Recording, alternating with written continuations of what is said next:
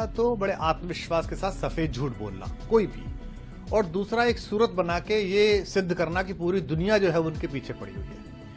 इस प्रक्रिया से उन्होंने एक समय में पूरे देश का मूर्ख बनाया, फिर हम साथियों का मूर्ख बनाया, फिर एक प्रदेश के लोगों पर डोरा डाला। यहां तक तो बात आती जाती रही, सरकार जीते हारे, लेकिन अगर कोई देश की बात थी और मुझसे अचानक किसी इंटरव्यू में एक वाक्य निकला तो उसमें इतनी परेशानी क्यों? वो आए ना, वो बात करें यहां पर आकर।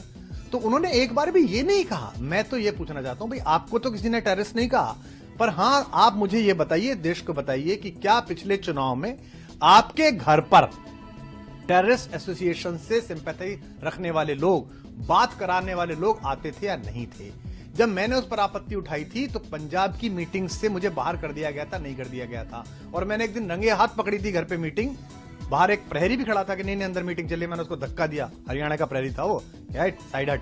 अंदर जाके देखा तो वही लोग बैठे हुए थे। मैंने कहा किनके साथ मिल रहा है? नहीं नहीं कुछ नहीं, इसका बड़ा फायदा होगा, इसका बड़ा फायदा होगा।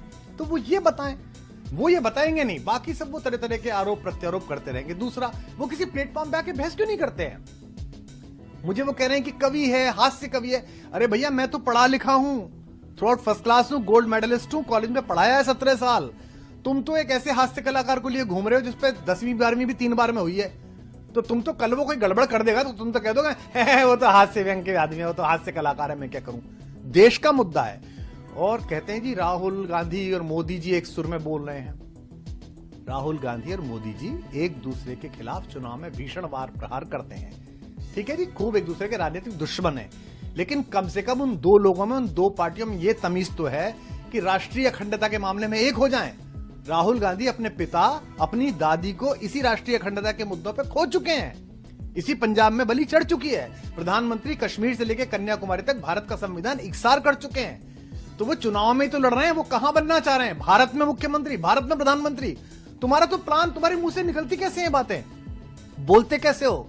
और आखिरी बात मैं कहना चाहता हूं आपके माध्यम से, मैं उसे चुनौती देता हूं। मैं यहां बैठ के कह रहा हूं, आम आदमी पार्टी का फाउंडर, संस्थापक, इस देश को तोड़ने वाली किसी भी चीज के खिलाफ मैं खून की आखिरी बूंद तक लड़ूंगा।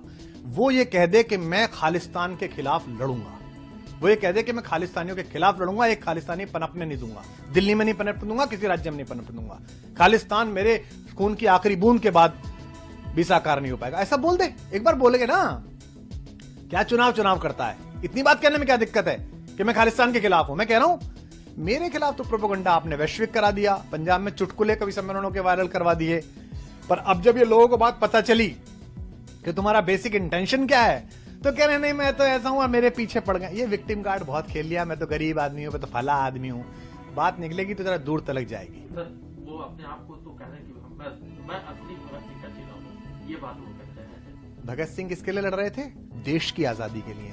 तो इसका मतलब ये अलग देश की आजादी के लिए लड़ रहा है? बताए क्या?